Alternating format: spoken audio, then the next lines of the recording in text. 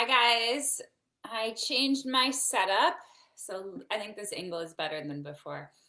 So we are talking about not being outdoorsy, which is actually kind of an anomaly in this field. Most people who go into this field usually are pretty outdoorsy. In fact, when I was in graduate school, so many of the people grew up camping, hunting, but I can relate to this question. So the question is, can you get a job in wildlife biology if you are not outdoorsy? There's pickles. Either not outdoorsy now, or if you grew up without having an outdoorsy childhood. And I am the perfect person to answer this question because my family was not super outdoorsy. So we did have these connections to nature. Like I would play in my back and front yard and look for insects, and we would go to ponds and look for frogs and stuff. We would go to a state park every year, but we would actually stay overnight in a hotel. We wouldn't camp. So the first time I camped was actually when I was in Kenya. So I turned out to be a wildlife biologist. So the short answer is yes, 100% you can go into wildlife biology without being outdoorsy. I would say that you need a love of wildlife though, and you need a love of science. And if you've listened to any of my previous live feeds here, or if you've watched my YouTube videos, you'll know that a common thing that I say is that this field is becoming more and more indoors. If you check out the technology video, this is because the technology has gotten, my cat wants to come up. This is Leo. Oh, he looks cute there. So the technology has changed a lot. So we are able to collect a lot more data remotely. So the role of scientists nowadays is, yes, we definitely still go to the field. That's absolutely important, but a lot of jobs are moving more and more indoors. So for example, with telemetry data, this is when you put trackers on an animal. In the olden days, like a couple of decades ago, you used to have to manually get these fixes of where the locations were. So you had to take this big device, and people do still do this nowadays, and drive around or hike around and try to pick up the fixes, the radio fixes of different animals. Today, all new trackers, or I think almost all new trackers, are made with satellite telemetry. So you capture the animal, you anesthetize them, you put the tracker on them, and then you go. And these trackers last a really long time too. So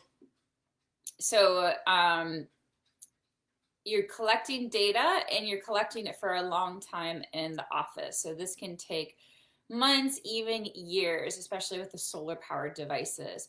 So really the role of wildlife biologists today is really about data analysis. And then if you've also watched some of my other career videos, especially masters and PhD, the more educated you become, usually the more you're inside. And this is because you're at that point, once you get your PhD, you're better used at doing like grant writing and paper writing, because these are skills that entry-level people are not going to have. These are only skills that you learn through your PhD. So you're going to spend a lot of time working, and it of course depends on where you work, but you're going to spend a lot of time reading and writing scientific papers, writing grants, things like that. I just want to add one more thing. It's not uncommon nowadays to go through graduate school and to not even have a field season. There are some people who are just given data sets. Like I have this podcast episode coming out with Rebecca Mowry. She works at the Montana State Agency right now. She did her master's degree on river otters, and all of the field work was done for her. So this project was in collaboration with the Missouri Department of Conservation. So they collected actually worked with anal jellies from river otters. They found them. And Rebecca used this as a source of DNA to be able to estimate population size in river otters. So yes, it's totally 100% doable. You can go into this career. Also, I would encourage you to think just outside of the spectrum of wildlife biology. If you really love science, then don't. But there are a lot of careers tangential to wildlife biology that are not in the science side. So, for example, if you are really interested in conservation, there are a lot of conservation jobs that don't require you to go outside. Like fundraising is huge if you're interested in nonprofits, where a lot of conservation organizations are. So you can help out greatly. You can have a huge impact because the scientists can't do the research, the educators can't do anything without these funds. So you can have a really important role as a fundraiser in these fields. So yes, you can absolutely go into this career, and I actually think we should encourage people who are not outdoorsy to get a diversity of people in this field. I think we tend to attract one type of person, and I think we need to expand what that looks like. So thank you guys so much for watching. I'm checking to see if I have my book with me because I go into more details about the careers in my book. Just give me 1 second. So if you want to know what the careers are like, the nonprofit, the government jobs, I can't think of any right now, the academic jobs, there's six different job types, I think, in 7 different workplaces, or it's mixed up.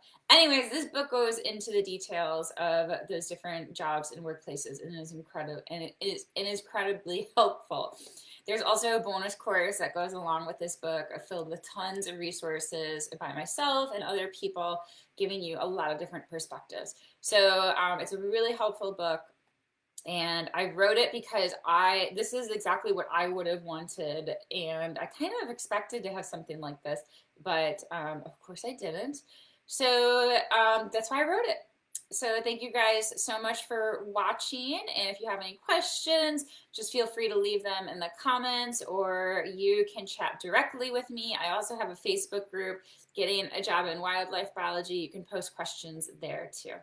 Okay, bye.